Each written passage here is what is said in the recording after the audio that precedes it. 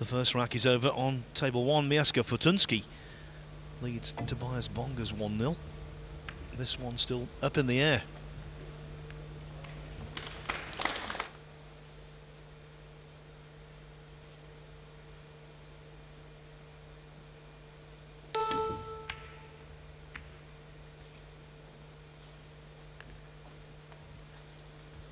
Now it's clear air.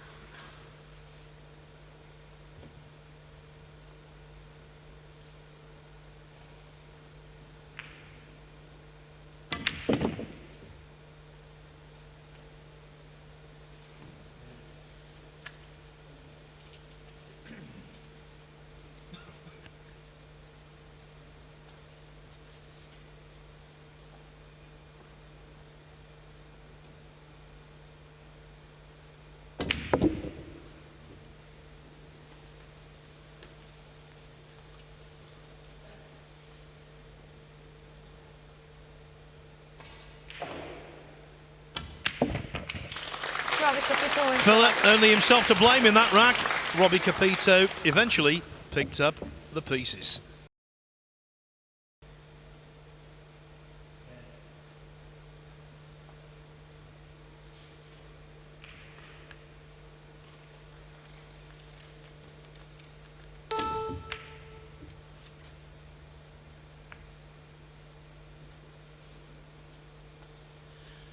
Thought the 8 might come to his rescue, but it's not bounced off that side cushion quite hard enough.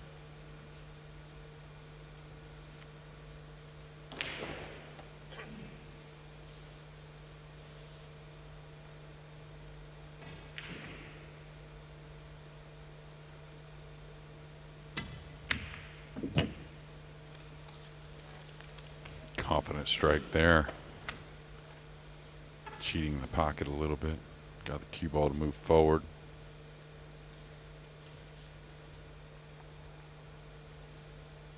And now kind of elevated a bit. Does that have something? Okay, he's over the 8, that's why. Oh, this is going to hurt.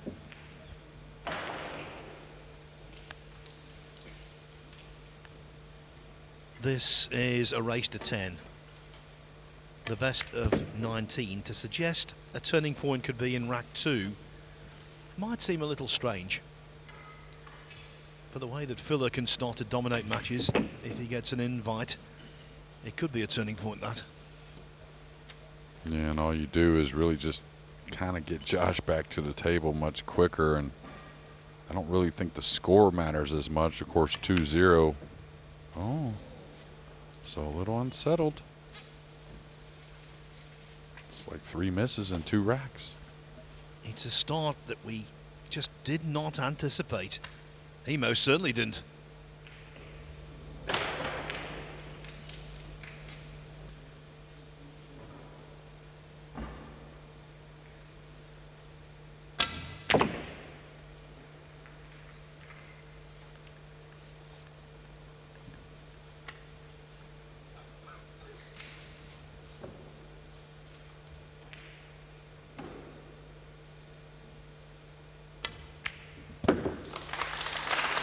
Josh Filler feeling a little under the weather.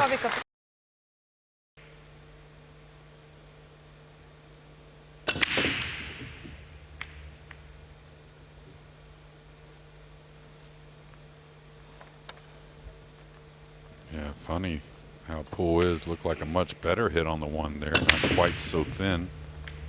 And missed the one in the side. The others looked thin, or were thin, and did drop the one, so Filler now with another chance offensively. Difficult layout. Look at the purple 5 and brown 7 here on the side cushion above the 3. Difficult for the players, but awesome for us spectators. That's what we want to see. Now, is he going to bump the 8 here? because the 5 does pass in the upper right corner. When he shoots the 2, is he going to maybe just bump the 8 a little bit? He did open the space. You could see him checking. Very conscious and heady, understanding he needed the side rail open for the purple later in the rack.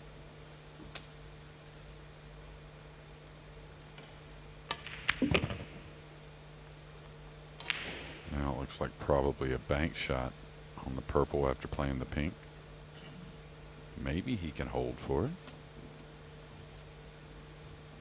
He's elevating. Yes, he could.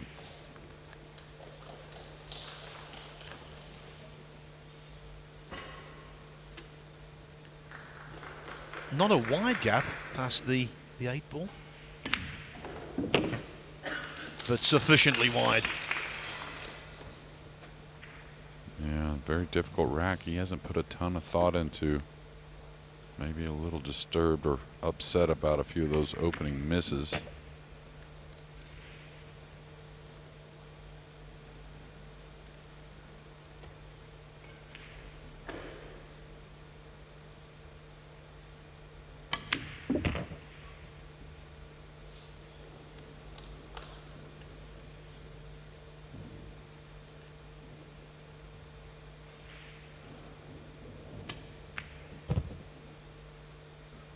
There I was saying Robbie Capito had taken up the game at the age of 2. And what does Joshua Filler do? He makes an advanced rack look like child's play.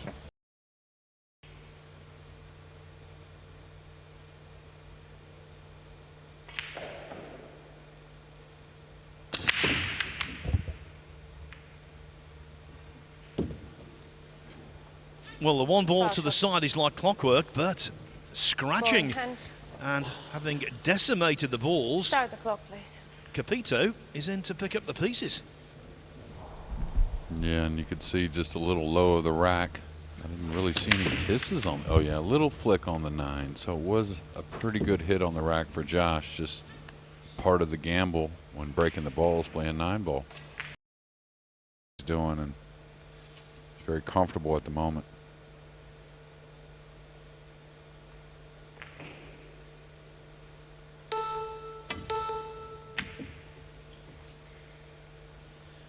That was a bad one, though. Can't sugarcoat it.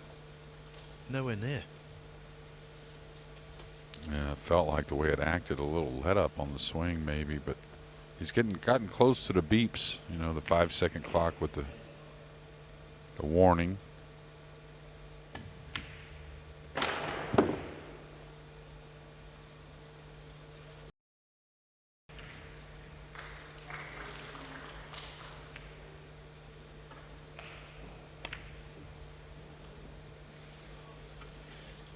As it was going towards the pocket, it was always into that far jaw overcut. And not for the first time, a gift, a late gift in a rack for Capito. Yeah, really did all the hard work, but it shows you how delicate our game is. Just, you could hear when he shot the 7, he made a little sound like he didn't like it. Got a little over at the top of the 8, and anytime you're stretched, it can get awkward. Just like this match is for Josh Filler.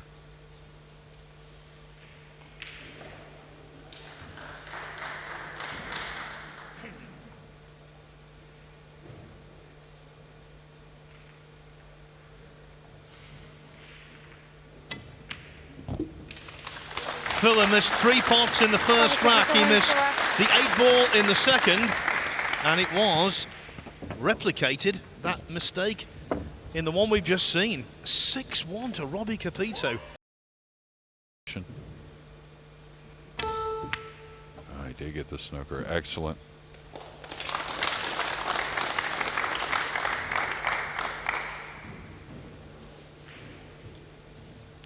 And to me, Phil, I know it's easier probably with a 7-1 score line, but even before, past maybe game 2, I haven't seen a very stressed Robbie Capito at the table at all.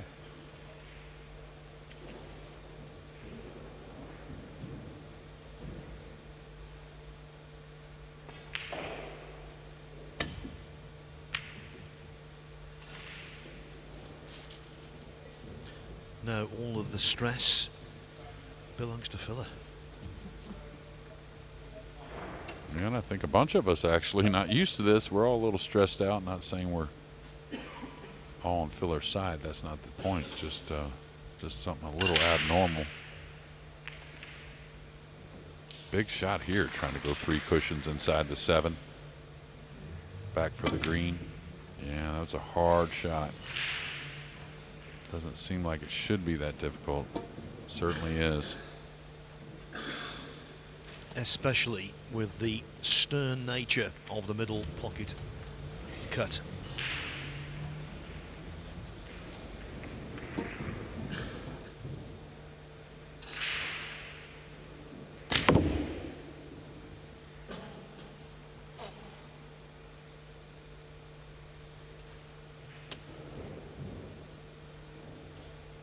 We just saw the pot success rates there for the two players.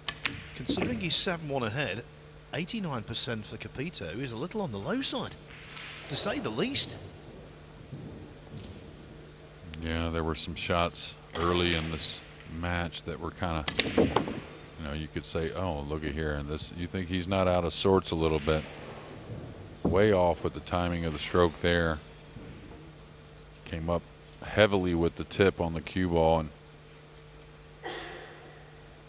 really just, again, not something we're used to seeing. But yeah, there were some shots early.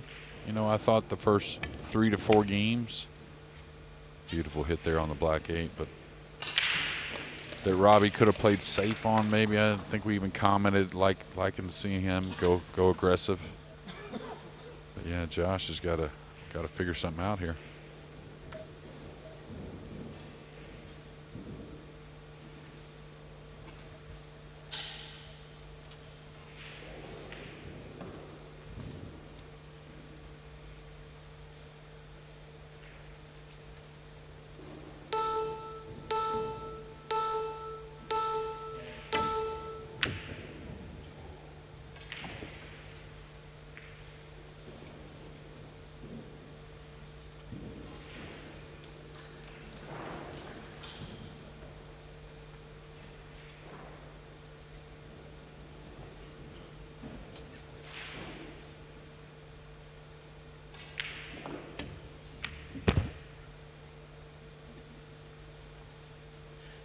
Normally this is money in the bank, but this isn't a normal circumstance.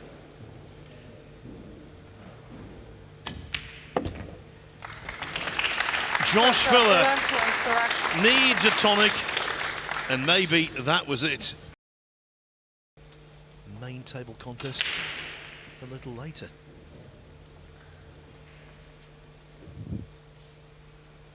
You could see him pointing the cue, wants to come all the way down a little below the spot.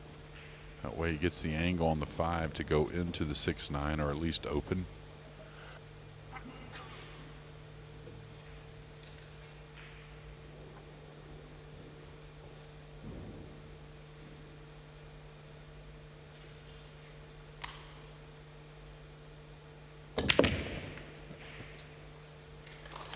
Had to make the positional cannon, and he did so. Yeah, it's close to it, but really no angle, and needs to get across for the brown 7. So he's going to let her rip, coming all the way to the top rail with the draw stroke. It's going to spin a bit, should be okay.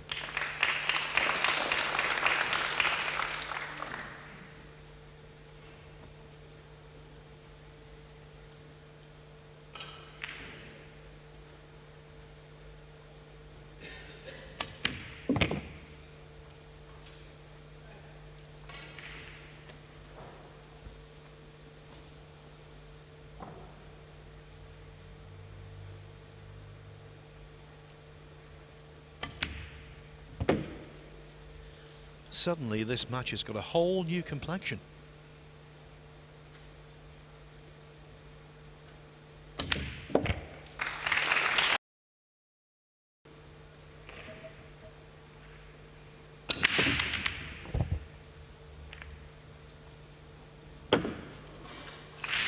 Foul shot.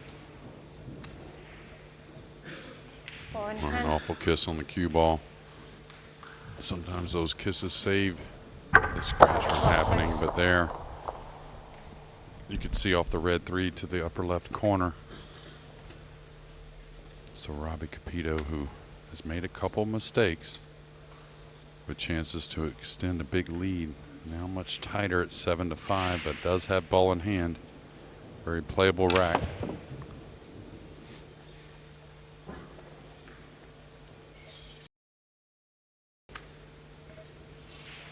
Agreed, but this is the kind of ticklish little shot that can be missed under mounting pressure. Never in doubt.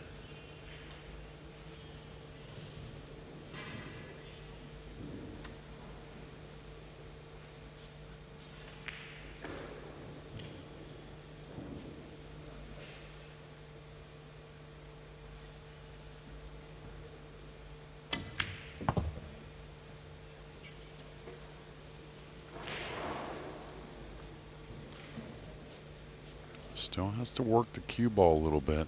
Does he check it with a lot of left side, coming 2 cushions straight off the bottom, up the table?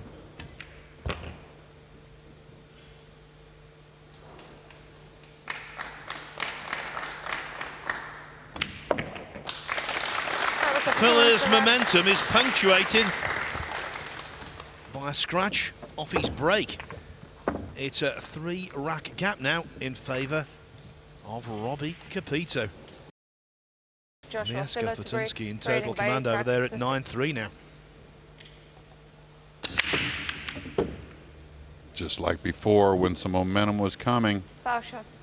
Just scratch off the break. I didn't see a kiss there, just kind of drew 2 rails between. Balls moving around, and start the clock, please. Again, Robbie Capito has a chance now to get on the hill with ball in hand. Not only determined to make and miss, that's obvious, but what kind of position he carries on the green 6 to get back over for the brown 7. So still a lot going on here in rack 15.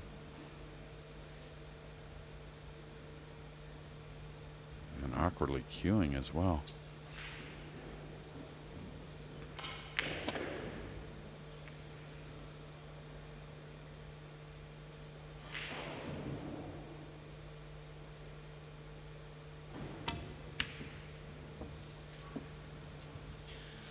You know, when he was down on that, the way he was cueing the shot itself, I thought it was made to be overcut.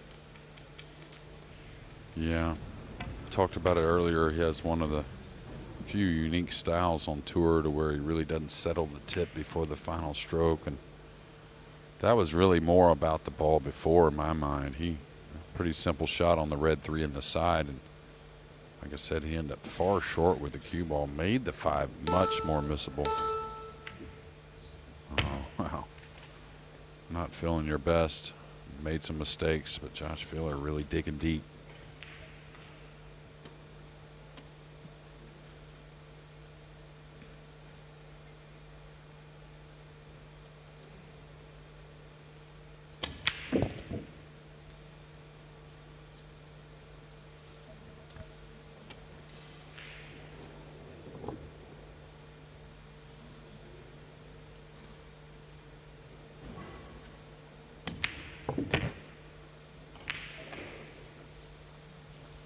He's not been within a single rack since 1-0.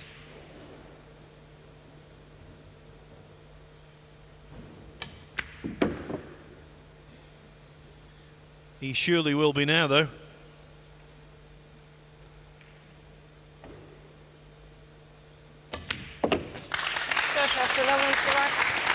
There are 2 Joshua Fillers.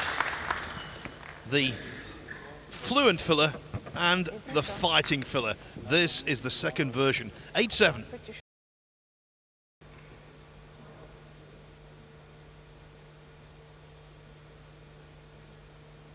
Yeah, you can hear Josh a little snicker right after the 2 hit the top rail. Knew it wasn't going to get by the pink. So an opening, even though I bet that lower left corner looks about the size of a thimble at the moment for Robbie Capito. Big shot coming. Does he level out and just roll it? He's going to elevate.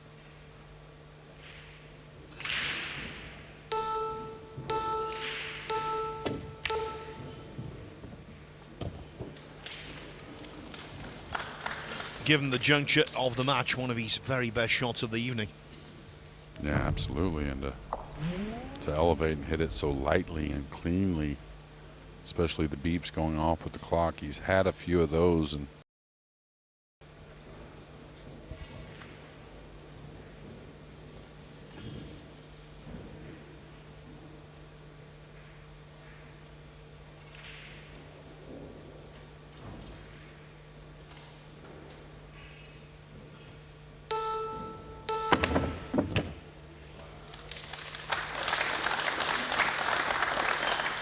with hampered queuing down the rail at that pace. Excellent.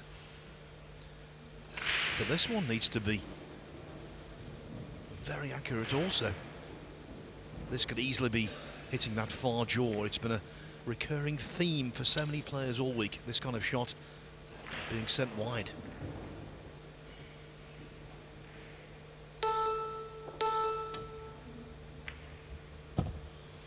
Not Capito.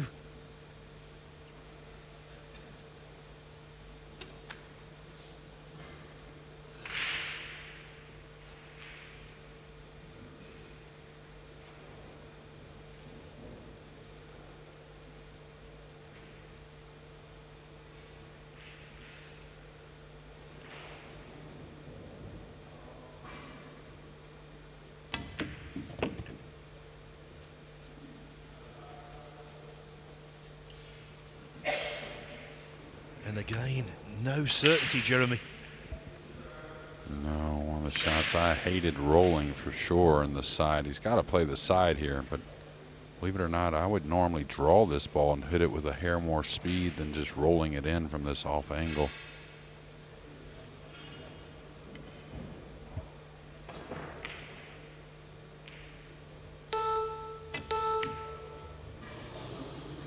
It stays above ground. The middle pockets claim another victim. Yeah, I've seen it so many times with that particular kind of shot, going forward with the cue ball, and what an out he made to get to that position. And we'll see what Filler can come with. Come on! That's why he's made of the right stuff. He's a champion, and champions pot balls of that ilk. That was brilliant. Yeah, you almost knew it was in, right, Phil? Top inside is a bit funny as well. And he tried to play the stun, and the problem with that is usually you play the stun shot when the object ball's a little closer to the bottom rail. It was up near the spot. Made everything just a little off. The great Potter misses, and there is another twist.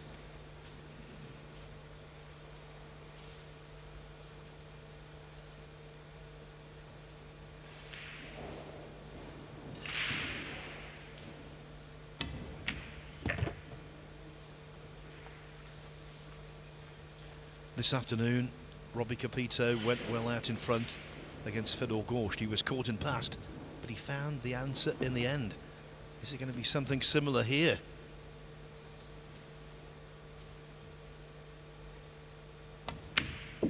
Giving up a big lead, but refusing to crumble.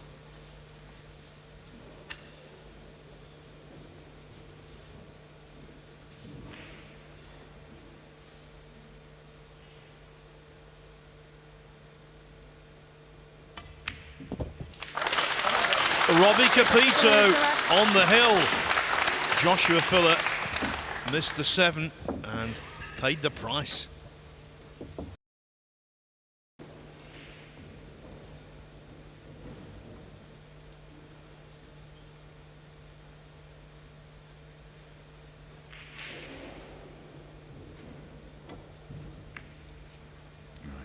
double kiss. Yeah, just aimed a little heavy at the blue 2 and caught a double kiss. Thought he might get a roll with all those impeding balls there, but it is open for Josh.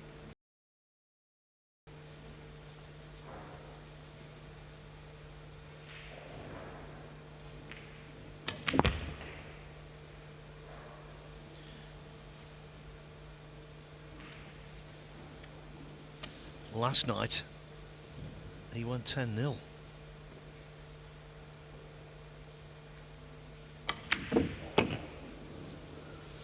Tonight, the nerves are frayed. He'll be happy to win by the narrowest possible margin, and that one went in by the narrowest possible margin.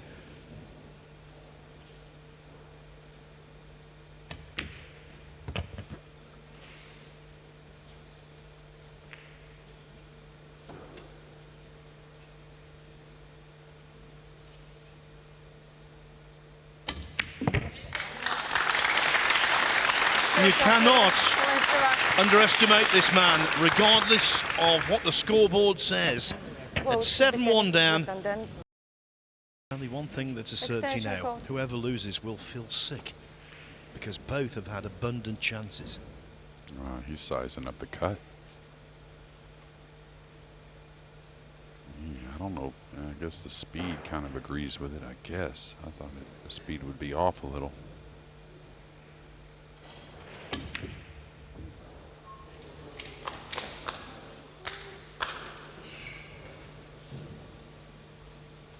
It was asking an awful lot in any rack, in any match, at any time, but in a decider in the quarter-final of the UK Open, even for Filler, that was a very big shot to take on.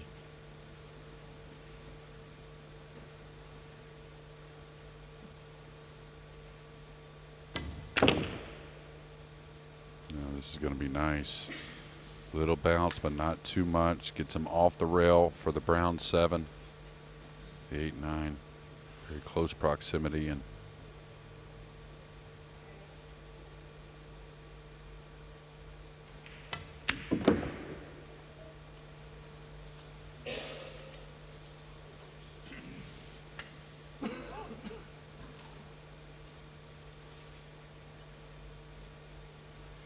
Three pots from glory.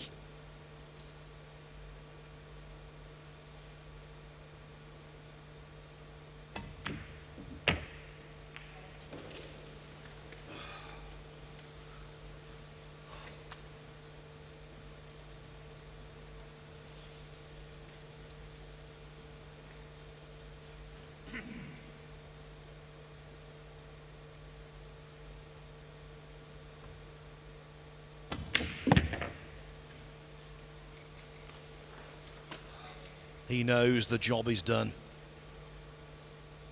What an extraordinary day for Robbie Capito from Hong Kong. It's a dynamic daily double. First, the scalper Fedor Gorst, and then it's Hill holds himself together to defeat the tournament favourite Joshua Filler by 10 racks to 9. Robbie Capito into the semi-finals, and you can see exactly what it means to him. Against this man from Albania, Eklent Kaçi.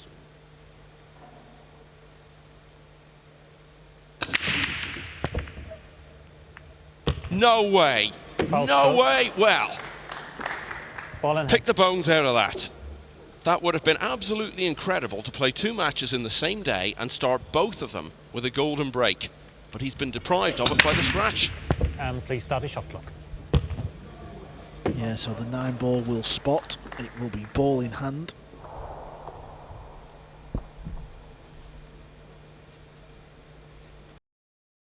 The fact that he's making so many mistakes, but when he got back to 9-9 and he had that chance, I thought it was over.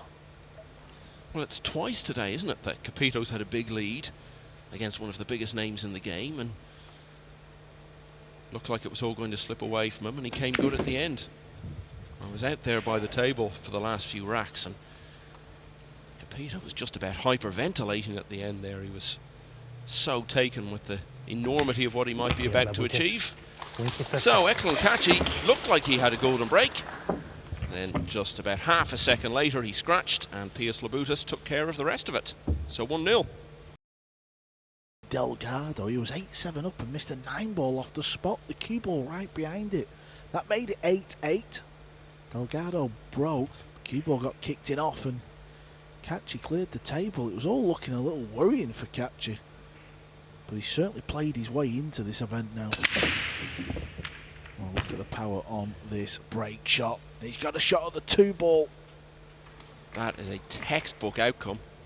Yeah, he was 7-5 down in that match against Delgado, actually.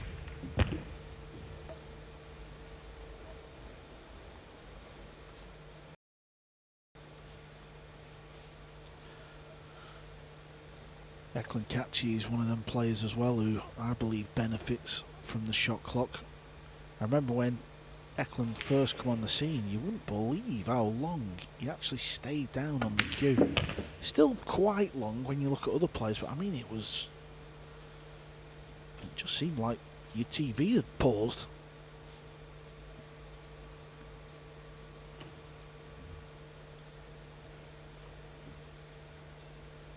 The extension, please.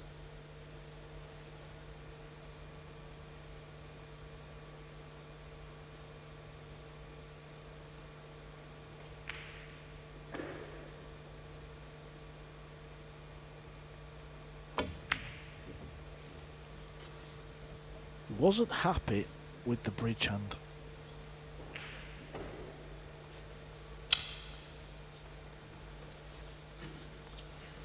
The look of disgust. Yeah, and the look of someone who knows that he's probably about to lose the rack.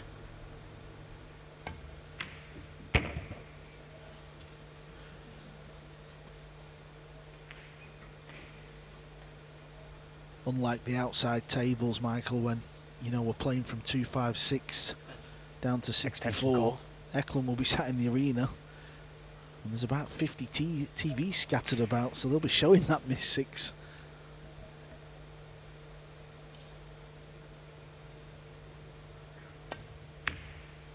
It's such a different feeling when we get down to this stage, isn't it? Balls clicking everywhere throughout the week. Labutis. Now you can feel the tension rising here.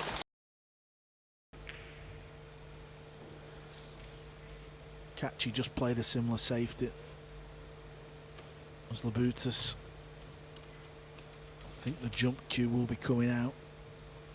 Jump combo, trying to pot the 8.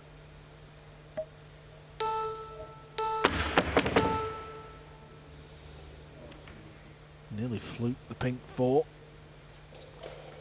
And now he's left it over the pocket, and he's left everything else as well.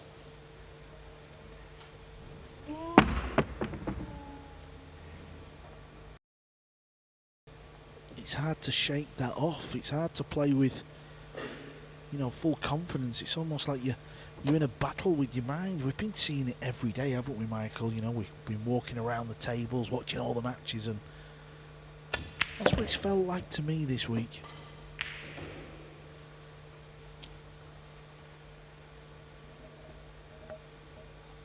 Yeah, you saw the converse of that with Kaci earlier today when he got momentum very quickly and never really let go of it. Neither player has found much momentum so far in this one, but it's still early stages. Kaci 2, Labutis 2.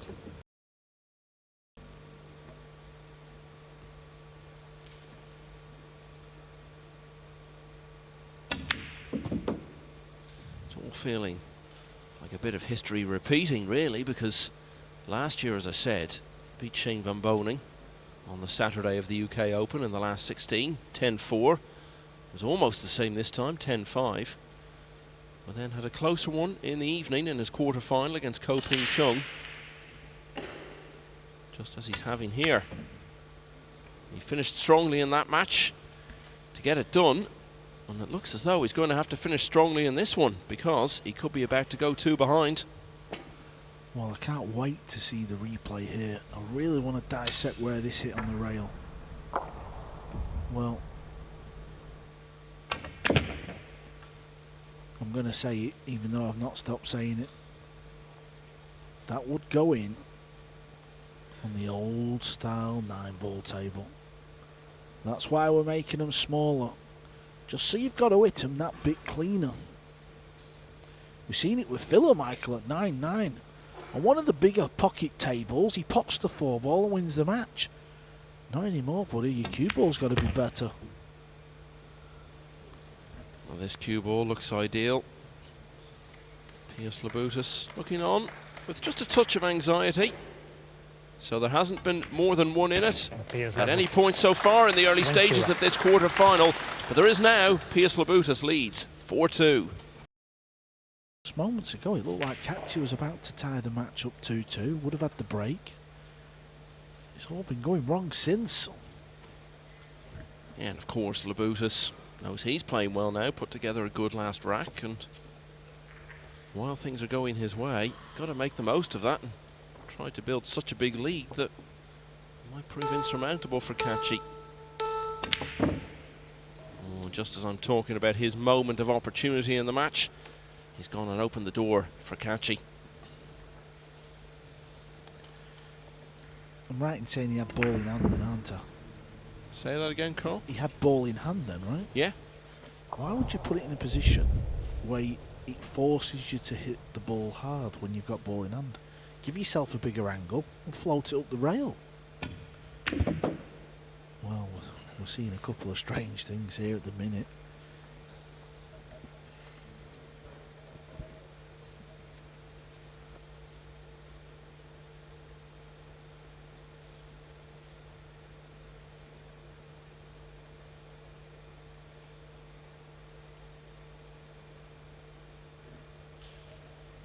Yeah, maybe he played a ball as you want to look back and left the cue ball there. Can't quite remember. I was just thinking, why did he play it so hard? Yeah, you're talking about Kaci defending his title here and what a feat that would be. But let's not forget, the last Open event that we had, Albin Ocean got to the final. Yeah, and early on looked the winner all over against Jason Shaw. And that was just out of nowhere, really. It struggled for so much of the year, Ocean, and prior to Hanoi, his game seemed to be heading in the wrong direction.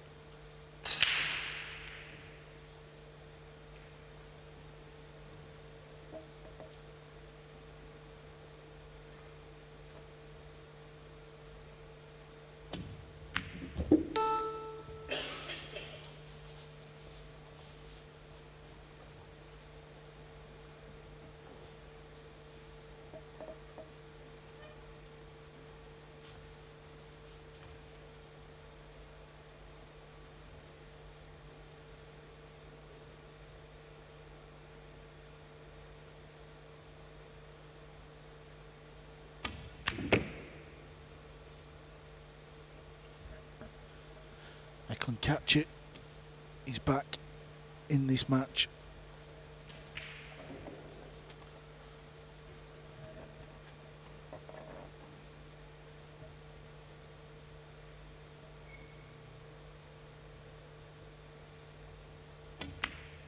It already feels like a long time since Pijus Labutis was at the table with a chance to lead 6-2, but now his lead is down to just a single rack.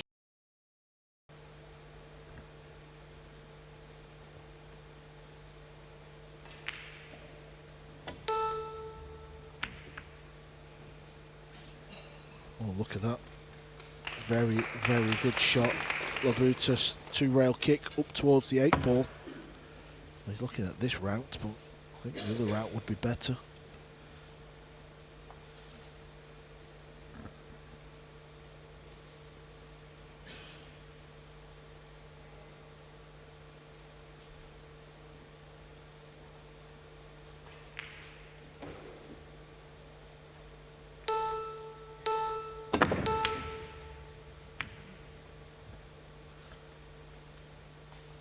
Again, it's not bad, is it?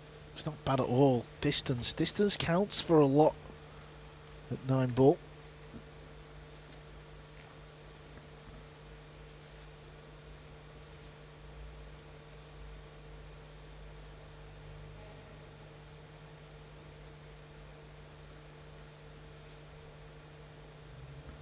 Is he going to try and put the cue ball up behind the 7? Yeah, he's mishit this. I'll say he's mishit it. I was thinking cue ball was going to be on the 7. So it's more than fine. That's what he's left with. Short cue in hand. Going airborne.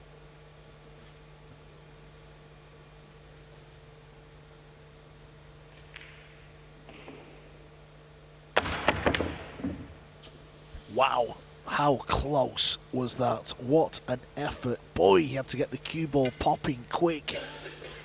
Yeah, and if that drops, just look where the cue ball is. He's got a chance at the 6, and if he cuts that in, it's probably 7-4.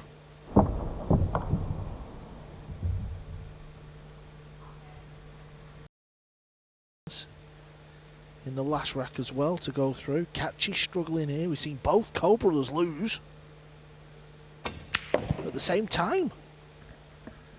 Yeah, and I do feel, no matter what the sport is, when you get a tournament like this where there are a lot of upsets and a lot of big names going out, it does give so much heart and encouragement to outsiders in matches. They see their peers, players at a similar level to them, having their big moment, and they feel, well, why can't I do that too? And just gives them that little bit of confidence that can make the difference. It's the same in any sport.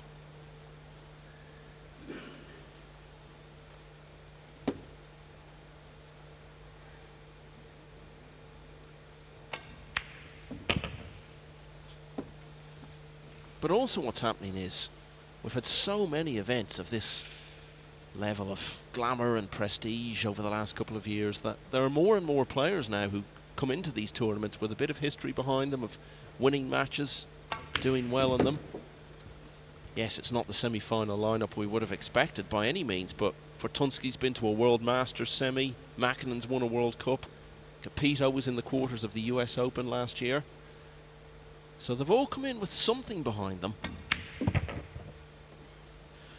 Yeah, and also they would be on the list. You know, it's myself, Jeremy, yourself, Michael, and Phil Yates. If we was to make a list of a breakthrough player this year, this list wouldn't be far away. Wednesday, right.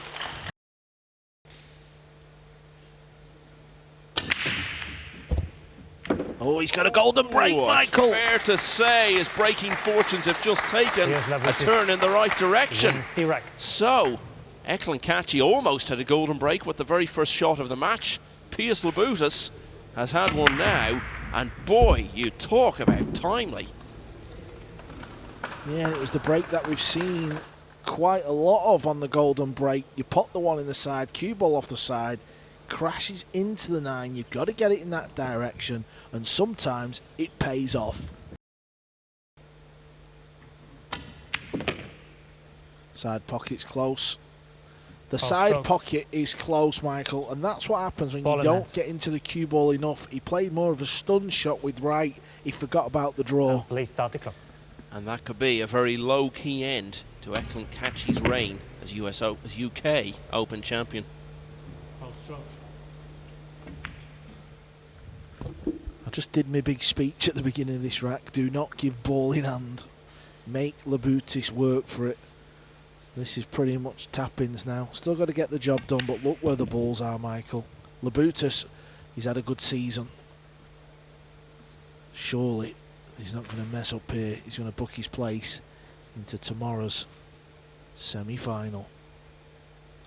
Yeah, I think if this was 9-7 or 9-8 or something like that, there might be a bit of tension to overcome, but the fact that he's so comfortable on the scoreboard takes a lot of the heat out of this situation.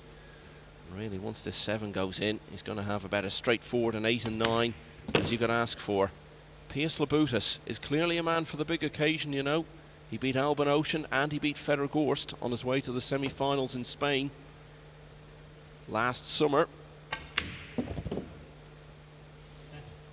The extension, please. Now he's one ball away from knocking out the defending champion. What a feeling he will be going through. Not that man there. It's been very poor, to say the least. Pijus Labutis has ended Eklent Kaçi's reign as UK Open champion. Labutis was never behind in the whole match. He got a bit of help from the golden break, but he had earned it with the way he had handled the situation up until then. So Labutis pulls away at the end to win by 10 racks to 5. What a semi-final lineup we've got.